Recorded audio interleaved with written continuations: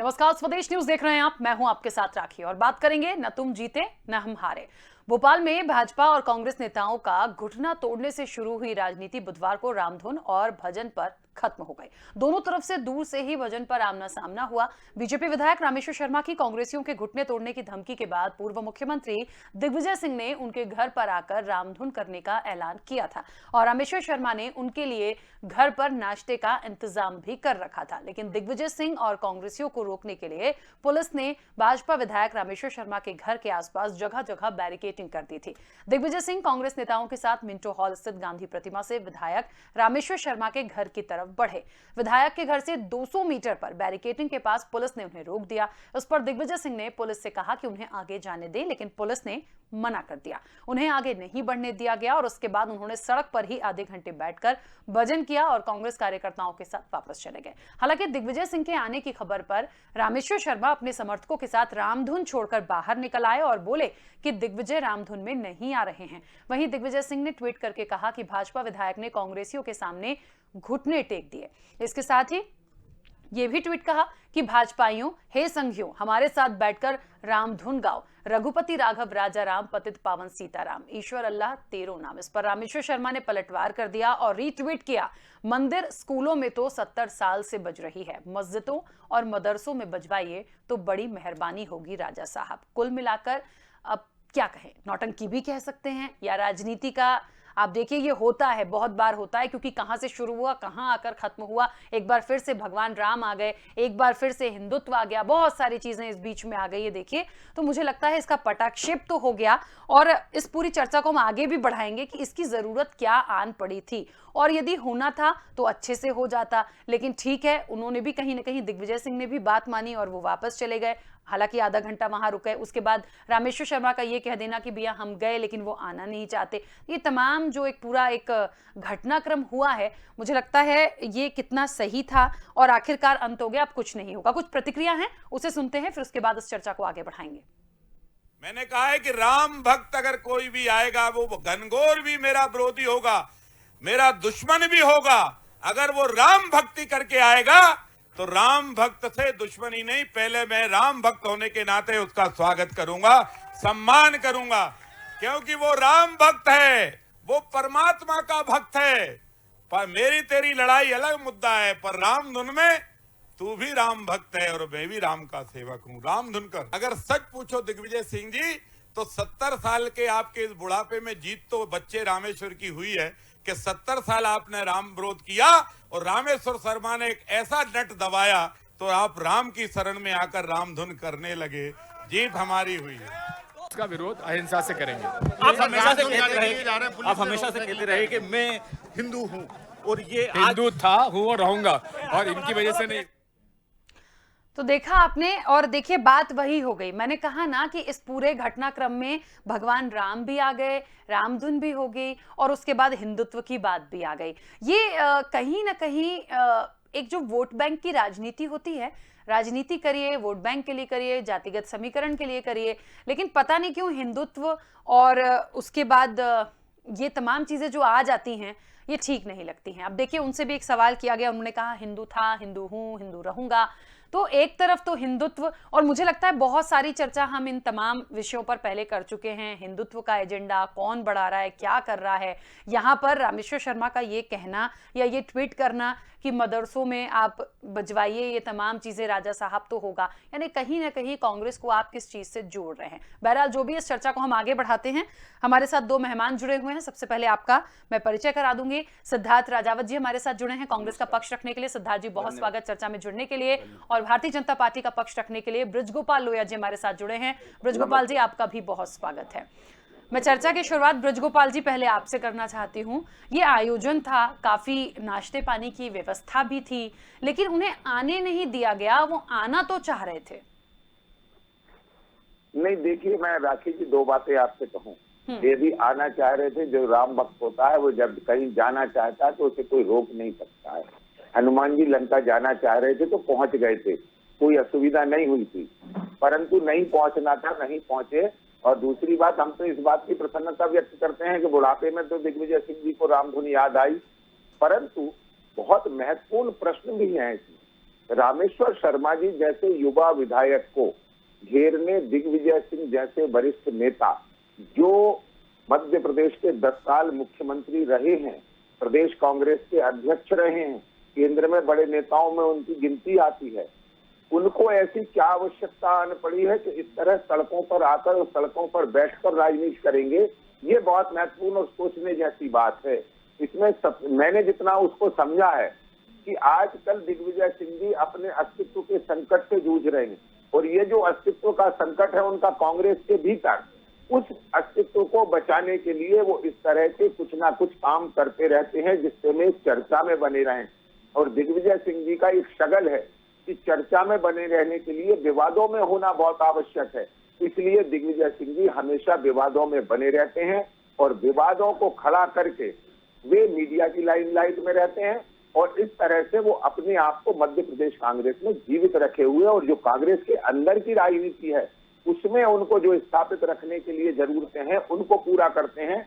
देखिए, आज कांग्रेस का कोई दूसरा बड़ा नेता उनके साथ नहीं था, और यहीं से ये समझ में आता है कि किस तरह से वो अपने आप को आगे करने के लिए। और दूसरी बात एक और कहूं कि रामधुन आपको करना है तो उसकी सड़क भी आवश्यकता नहीं है, कहीं और भी कर सकते थे, परंतु इनको रामधुन नहीं करना है, इनको राम के नाम पर राजनीति करना है। और राम के नाम पर राजनीति करने वाले जो लोग हैं ये वे लोग हैं जो राम के अस्तित्व को नकार चुके हैं।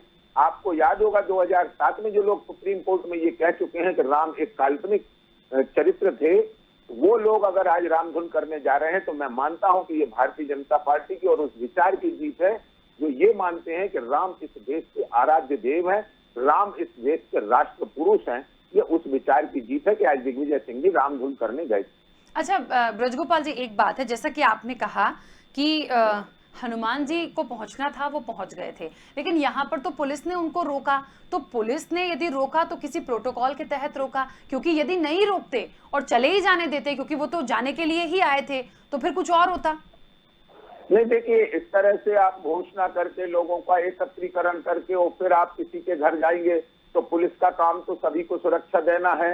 ये मध्य प्रदेश कानून से चलने वाली सरकार इसमें है, तो हम तो सभी को सुरक्षा देंगे। दिग्विजय सिंह जी को भी सुरक्षा दी हुई है और जरूरत पड़ेगी तो और ज्यादा सुरक्षा देंगे। परंतु इस तरह के ड्रामे की और नौटंकी की मैं नहीं समझता हूं जरूरत थी। जिस तरह का ड्रामा आज हुआ है इसको करने की कोई आवश्यकता नहीं थी, और दिग्विजय सिंह जी को बहुत गंभीरता का परिचय देना चाहिए। वो उम्र से भी उस पड़ाव पे है, और जो उनकी मध्य प्रदेश में एक छवि है उसको बदलने का भी इस माध्यम से वो प्रयत्न करते हैं। उनकी एक हिंदू विरोधी छवि बनी हुई है, और राम का नाम लेकर रामधुन करके वो अपने आप को हिंदू साबित करना चाहते हैं। और आज उन्होंने 3 बार कहा हिंदू था, हिंदू हूँ, हिंदू रहूंगा। अरे जो हिंदू है उसे ये कहने की कोई आवश्यकता नहीं है कि वो क्या है। कोई मुसलमान को नहीं कहना पड़ता जो मुसलमान है, किसी हिंदू को नहीं कहना पड़ता वो हिंदू है। दिग्विजय सिंह जी को क्या आवश्यकता आन पड़ती है? ठीक है, चलिए देखिए, एक बात तो है कि कहीं ना कहीं इस पूरे घटनाक्रम में भगवान राम आए, और जिस तरीके से दिग्विजय सिंह को आना था नहीं जा पाए, वहां तक पहुंचे, उसके बाद दूसरी व्यवस्था खाने पीने की और तमाम चीजों की भी थी, मतलब एक सब चीज तैयार थी, लेकिन वो साथ में यदि लोग रामधुन कर लेते तो शायद वो नजारा कुछ और होता, पर ऐसा हुआ नहीं। सिद्धार्थ जी, मुझे लगता है आपने ब्रजगोपाल जी को भी सुना और रामेश्वर शर्मा के जो रीट्वीट्स आए हैं वो भी सुना। कहीं ना कहीं एक मांग, जो मुझे मांगी कहना चाहिए, जो चाह रहे हैं वो कि बार बार मंदिर और जो मस्जिद है, मस्जिद और मदरसों में ये धुन बजवाइए, तब कुछ अच्छा हो पाएगा राजा साहब। ये किस चीज से जोड़ रहे हैं? और अभी एक बात इन्होंने फिर कहा कि यदि वो हिंदू हैं तो बताने की क्या जरूरत है? देखिए राखी जी, सर्वप्रथम तो मैं बता दूं कि जो लोहिया जी ने, राम गोपाल लोहिया जी ने जो बोला है राजा साहब के बारे में, तो मैं पहले उनका कंसेप्ट क्लियर कर देता हूं कि हम अहिंसा के पुजारी हैं, हिंसा के पुजारी नहीं है। और भारतीय जनता पार्टी को आपने देखा किस कदर हिंसा करती है, उनके विधायक किस कदर गाड़ियों से कुचलते हैं किसानों को। तो ये साफ, इसमें कोई डेफिनेशन या डिफाइन करने की मेरे को ज़रूरत नहीं है। जैसा उन्होंने बोला, और बोले 70 साल की उम्र में दिग्विजय सिंह जी एक युवा विधायक के सामने जाके वो कर रहे हैं। तो मैं और बता दूं कि वो राष्ट्रीय लेवल के नेता हैं, 10 साल मुख्यमंत्री रहे हैं और अभी राज्यसभा सांसद हैं। उनको कोई कहीं किसी प्रकार से कहीं पे भी अपना अस्तित्व बचाना या अपना कहीं स्थान बनाने के लिए कोई ज़रूरत नहीं। वो विश्व के एक बहुत बड़े लीडर हैं, जो उनकी गिनती बड़े बड़े राजनेताओं में आती है। और रही बात रामेश्वर शर्मा जी की, विश्वास सारंग जी की, नरोत्तम मिश्रा जी की, तो मैं बता दूं ये तीनों मानसिक रूप से विचलित हो चुके हैं। इनको किसी मानसिक चिकित्सक की जरूरत है। ये लोग अपने जिस समय शिवराज सिंह जी इनको नकार देते हैं तो ये अपने राजनीति में बने रहने के लिए, मीडिया में छपे रहने के लिए, इनके अंदर छपास की बीमारी है, तो ये कुछ ना कुछ ऐसे नए प्रयोग करते रहते हैं। और आप देखिए किस प्रकार से असंसदीय भाषा का प्रयोग किया गया कि जो कांग्रेसी कार्यकर्ता आएंगे वो घुटने तोड़ देंगे।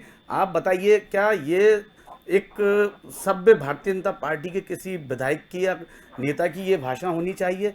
और आप देखिए इसी प्रकार से ना अपितु सिर्फ मध्य प्रदेश में, आप पूरे हिंदुस्तान में देखिए भारतीय जनता पार्टी के जो कार्यकर्ता हैं या जो प्रवक्ता हैं, उनकी बोली किस कदर बिगड़ती चली जा रही है, किस कदर स्तरहीन भाषाओं का प्रयोग करते हैं। राजनीति में इनका जो स्तर है वो किस कदर नीचे गिरता चला जा रहा है।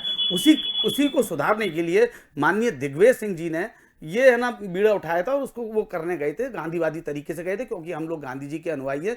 अगर इतने ही रामेश्वर शर्मा जी अगर इतने ही बड़े रामचंद्र जी के भक्त या रामचंद्र जी की उपासक हैं जो बोल रहे थे वो, तो माननीय दिग्विजय सिंह जी को बगल में बैठा के भजन करते। क्या कारण था उन्होंने पुलिस लगवाई?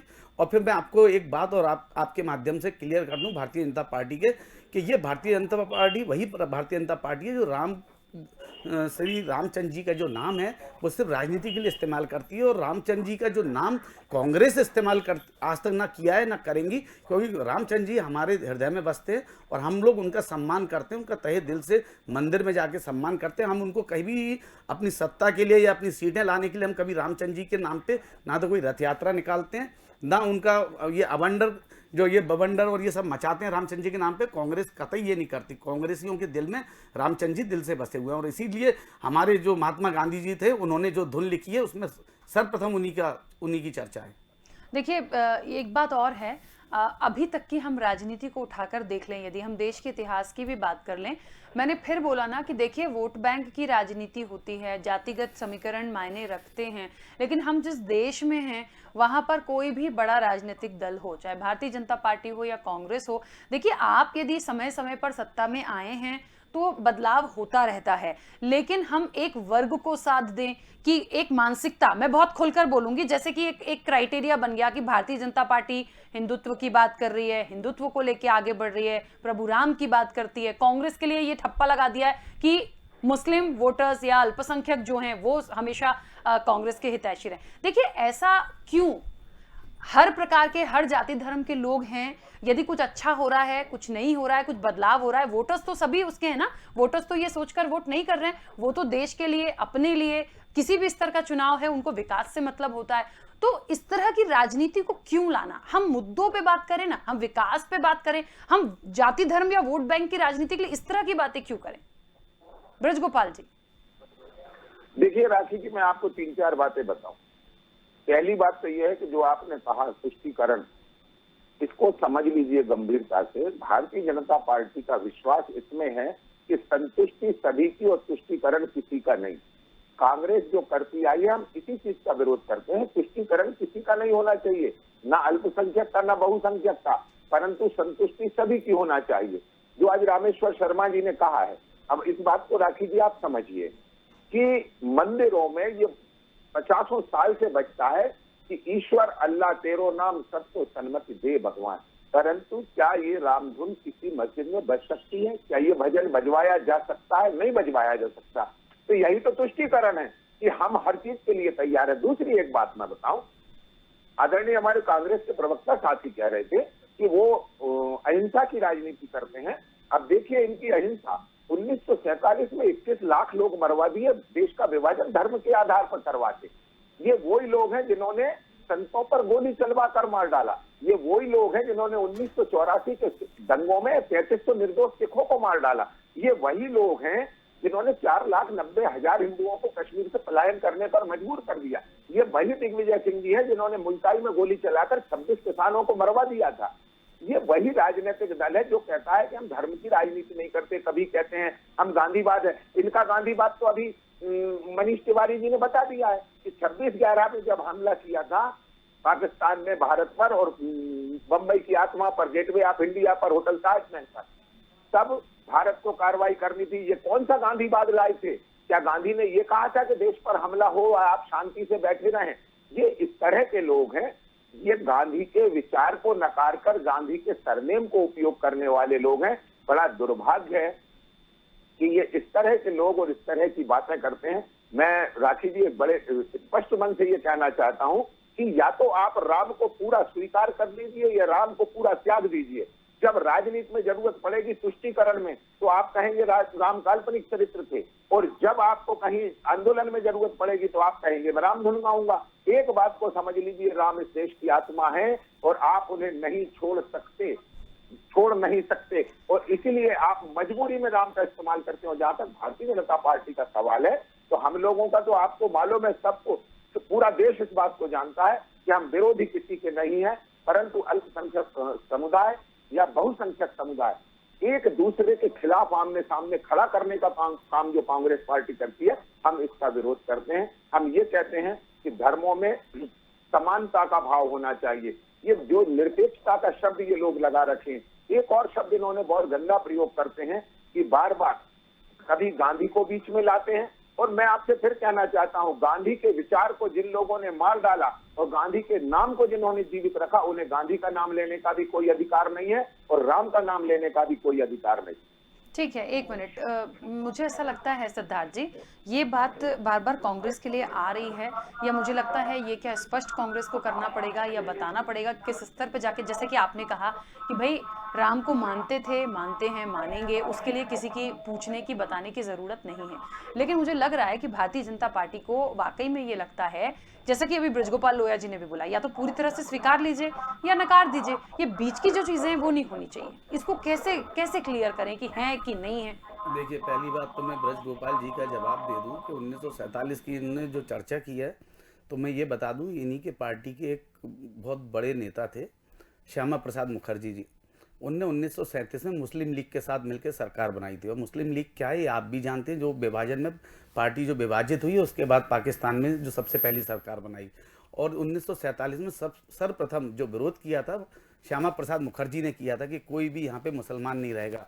उसमें गांधी जी ने बहुत बड़ी मुहिम चलाई थी और उसमें सर्वे के आधार पे सारी चीज़ें हुई थी। तो आपको पहले मैं इनको ज्ञान पूरा दे दूं, और ये जो कश्मीरी पंडितों की बात कर रहे हैं तो उसमें ज़रा ये अपने गिरेबान में झांक के देखें कि उस समय पे 1990 से 92 तक सरकार किसकी थी केंद्र में, और जम्मू कश्मीर में किसकी सरकार थी, उसमें जरा आप ध्यान दीजिएगा। और उसके नहीं तो मैं आपको पूरे तथ्य मैं आपको भेज दूंगा, जब भी चाहिए हो राम गोपाल जी को मैं भेज दूंगा। अब बात आई रामचंद्र जी की, तो आपको बता दूं कि हम भी रामचंद्र जी की कुछ की वंशज हैं, और हम बड़े दिल के साथ बोलते हैं आज हम कांग्रेस में हैं तो क्या हम हिंदू नहीं है या हम रामचंद्र जी के वंशज नहीं हैं। अगर हम कांग्रेस में आ गए तो क्या हम हिंदू से मुसलमान हो गए या अन्य जाति में हो गए।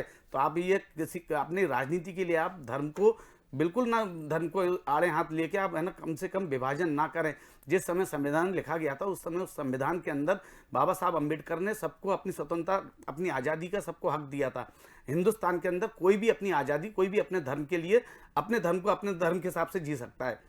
और जब से भारतीय जनता पार्टी आई है सिर्फ डिवाइड एंड रूल की राजनीति कर रही है। राखी जी आप देखिएगा, क्योंकि ये लोग अंग्रेजों के मुखबिर रहे हैं। आप देखिए किस प्रकार से इनके जो पूर्वज रहे हैं भारतीय जनता पार्टी के, आपने देखा होगा जिनको वीर सावरकर बोलते हैं, वीर सावरकर किस प्रकार से उन्होंने 13 बार माफी मांगी अंग्रेजों की और पेंशन लेते रहे, और पेंशन लेते रहे ये अंग्रेजों की। ये हमको बताएंगे कांग्रेस को, ये हमें गांधी जी का पाठ पढ़ाएंगे? अरे आप गांधी जी की बात कर रहे हो, गांधी की विचारधारा, आप लोग तो गांधी जी के हत्यारे हो। ग्वालियर के अंदर आपके विश्व हिंदू परिषद और आपके ये लोग मिलकर मंदिर बना रहे हैं गॉडसे का, आप गांधी विचारधारा की बात कर रहे हैं? अरे पहले अपने गिरेबान में तो झांक के देखो। आप एक हत्यारे का जो जिन्होंने देश की आज़ादी में इतना बड़ा योगदान दिया, जिसको ना अपितु अपना हिंदुस्तान पूरा विश्व है ना उनकी आइडियोलॉजी को मानता है, गांधी जी की, और आप गांधी जी की आइडियोलॉजी खत्म कर रहे हैं हिंदुस्तान से। जो हत्यारा था नाथूराम गॉडसे, उनको आपकी सांसद नाथूराम गॉडसे जी की जयंती मनाती हैं, भोपाल की सांसद आपकी। अरे आपको पहले अपने गिरेबान में झांक के देखिए, आप कौन से इतिहास को आप लाके नई युवा पीढ़ियों को देना चाहते हैं। हम तो एक समृद्ध भारत चाहते हैं जिसमें हिंदू मुस्लिम सिख ईसाई सब हैं भाई भाई, और सब लोग साथ में रहें। आप ये डिवाइड की राजनीति कर रहे हैं, डिवाइड एंड रूल की, इसको कृपया करके खत्म कीजिएगा। और मैं आपको फिर कह रहा हूँ, नहीं तो आने वाला समय बड़ा संकट का समय है। यही आप होंगे, यही राखी जी होंगी और आप होंगे। हम किसी दिन डिबेट पे बैठेंगे जिस समय पे ये इमरजेंसी से बुरे हालात हो गए हिंदुस्तान में, जब आपसे जनता है ना पेट्रोल डीजल और गैस की बात करती है, आप रामचंद्र जी को ले आते हैं। कभी है ना आपके विश्वास सारंग बोलते हैं कि इसके जिम्मेदार जवाहरलाल नेहरू हैं। जवाहरलाल नेहरू जी की आत्मा आपका आज तक पीछा नहीं छोड़ रही है। अरे आपने नया क्या किया है? आप ये बताइए, 70 साल में जो हिंदुस्तान के अंदर जो भी प्रगति हुई थी, जो भी कांग्रेस ने या उसके बाद जो अन्य सरकारें रही हैं, उन्होंने जो संपत्ति बनाई थी, आप संपत्ति बेच रहे हो। आप तो नालायक हो, जिसने अपने पिता तुल्य संस्थापक अटल बिहारी वाजपेयी को घर से बाहर निकाल के खड़ा कर दिया चौराहे पे। वो सिद्धांतों की बात करते हैं। अरे हम आपसे कह रहे हैं, माननीय दिग्विजय सिंह जी वो हकीम है, उनको मालूम है कि भारतीय जनता पार्टी और संघ और आरएसएस का इलाज कैसे करना है, उनको कितनी गोलियां खिलानी है किस नेता को। तो आप दिग्विजय सिंह जी की बात मत कीजिए, ना उनकी तुलना रामेश्वर शर्मा जी से कीजिए। और दिग्विजय सिंह जी किसी की पहचान के मोहताज नहीं है। आदरणीय दिग्विजय सिंह जी इतने बड़े नेता हैं कि जब चाहेंगे तब आपके आरएसएस को आईना दिखा देंगे। देखिए, एक बात है यहाँ पर, ठीक है ब्रजगोपाल जी अपनी बात रखिएगा। मेरा एक छोटा सा सवाल है, दोनों से रहेगा, आप अपनी बात रखिएगा, उसके बाद मैं जवाब लूंगी। एक बात बहुत स्पष्ट है, राजनीति करना है करिए, मुद्दों पर करिए, बहुत मुद्दे भी मिलते हैं लड़ने झगड़ने के लिए, लेकिन भगवान को बीच में ले आना या इस तरह की एक ये क्रिएट करना, इसको नौटंकी पता है क्यों बोला जा रहा है? कि देखिए, एक तो या तो राम धुन रखी थी तो सब मिलके गा लेते, और या तो फिर ये करने की जरूरत नहीं थी, क्योंकि ये दिखावा करने की जरूरत नहीं है। यदि कर रहे हैं अच्छे मन से करिए, सिर्फ राजनीति के लिए या दो सत्ता और पक्ष और विपक्ष को आमने सामने लाना है, दो दिग्गज आमने सामने आ जाएं, ये सब लोगों के बीच में कैसा मैसेज जाता, देखिए ये बहुत इंपॉर्टेंट है, तो कम से कम सोचना चाहिए। राखी जी, मैं आपको 2-3 बातें बता दूं, जितनी बातें आदरणीय हमारे सिद्धार्थ जी ने कही।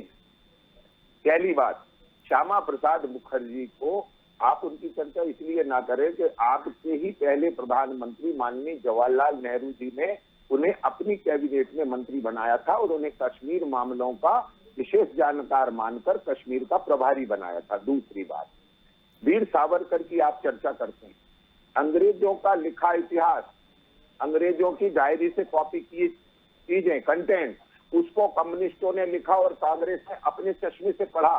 कब तक आप देशभक्तों को गाली देंगे? वो व्यक्ति देशभक्त जो सेलुलर जेल में बंद रहा, ये सुविधा भोगी जो आपके कैदी थे स्वतंत्रता संग्राम के, उनको आप राष्ट्रभक्त कहते हैं। जो सुविधा भोगी थे, जो किताब लिख रहे थे, जिनको मनपसंद भोजन मिलता था, और जो कोल्हू में घूम कर तेल निकालता था, और अंग्रेजों ने, जिन्हें एक बात याद रखी है, वीर सावरकर की राष्ट्रभक्ति का सबसे बड़ा प्रमाण यह है कि उनको 2 आजीवन कारावास एक साथ हुए, 2 जन्मों का कारावास हुआ। इससे बड़ी सजा किसी को नहीं हुई।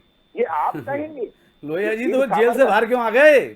नहीं, बाहर नहीं, वो समुद्र में कूद के किस तरह भागे, यदि ऐतिहासिक सत्य सिद्धार्थ जी। और सुनिए, आप अभी आप बात कर रहे थे, एक चीज की जरूर मैं आपको धन्यवाद देता हूं कि आपने अपनी बात में ये स्वीकार किया कि इमरजेंसी के समय देश में हालात खराब थे। ये आपने स्वीकार किया, बहुत अच्छी बात है। मैंने ये नहीं बोला इमरजेंसी के समय में देश में हालात खराब थे। मैंने कहा आज इमरजेंसी जैसे हालात बना दिए भारतीय जनता पार्टी ने। आपको भारतीय जनता पार्टी को झूठ बोलना बहुत अच्छी तरह आता है। आप सत्य को झूठ में परिवर्तित कैसे करते हैं, ये भी आपकी डिबेट में मालूम चल गया। अरे शर्म कीजिए, आप कम से कम लगभग 55 से 60 साल के होंगे और आप अभी डिबेट में झूठ बोल रहे हैं। आप अभी डिबेट में झूठ बोल रहे हैं। अरे मैं तो राखी जी से बोलूंगा, इसको आप रिपीट करके कृपया इनको सुनवाइए। ठीक है, चलिए सुनवाइए। कितने झूठे इंसान हैं आप। अरे आप डिबेट कर रहे हैं कि झूठ पे आप डिबेट करना चाह रहे हैं। अरे आप बात सुनिए, आप सत्य पे बात कीजिए। आपकी बात नहीं सुनूंगा। हाँ, आप सत्य पे बात कीजिए लोहिया जी। अरे सत्य पे बात कीजिए। ठीक है, इमरजेंसी की कौन सी बात हुई है? विषय पे आए, कौन सी बात हुई है इमरजेंसी की? विषय पे आए प्लीज। ठीक है, सुन लीजिए, विषय पे एक बात का जवाब दूंगा सिद्धार्थ जी का। ये अभी कह रहे थे कि हमने अटल जी को छोड़ दिया। अरे अटल जी को दो, आप डिबेट कर रहे हैं, आपका ध्यान किधर है? अरे मैंने आडवाणी जी बोला है, आडवाणी जी 5 किलोमीटर पैदल चले, 5 किलोमीटर। अरे आडवाणी जी बोला है। दूसरी बात, ये उस कांग्रेस पार्टी, राखी जी कम से कम इनको बताएं तो मैंने बोला क्या है। जिस पार्टी ने अपने राष्ट्रीय अध्यक्ष नरसिम्हा राव और 5 साल के प्रधानमंत्री नरसिम्हा राव के शव को अपने कार्यालय तक में स्थान नहीं दिया, ये हमें संस्कार सिखाते हैं। तीसरी बात, अरे गोविंद आचार्य, मुझे एक बात बताइए, अभी भी यही होगा क्या कि जो यहाँ से कांग्रेस ने कहा उसका जवाब बीजेपी वहां से दे देगी? उसी का दे रहा हूं। हम विषय पर आए ना, हम क्यों दिग्गजों की बात कर रहे हैं जो हमारे बीच नहीं है? राखी जी, ये सारे प्रश्न सिद्धार्थ जी ने उठाए थे, इसलिए आवश्यकता। एक बात आपसे और कहूं, सिद्धार्थ जी ने यह भी कहा था कि रामेश्वर शर्मा और दिग्विजय सिंह जी की कोई बराबरी नहीं है। मैं बिल्कुल कहता हूं कि रामेश्वर शर्मा जी और दिग्विजय सिंह जी की कोई बराबरी नहीं है। एक घनघोर राम भक्त और एक घनघोर राम विरोधी है, तो इन लोगों की आपस में बराबरी हो ही नहीं सकती। ये कोई संभावना नहीं है। मैं फिर से आपसे कह रहा हूं कि एक बात मैं आपको कह दूं, कि बड़े नेता का आचरण भी बड़ा होना चाहिए। केवल कांग्रेस के कुछ लोगों के चिल्लाने से कोई नेता बड़ा नहीं होगा।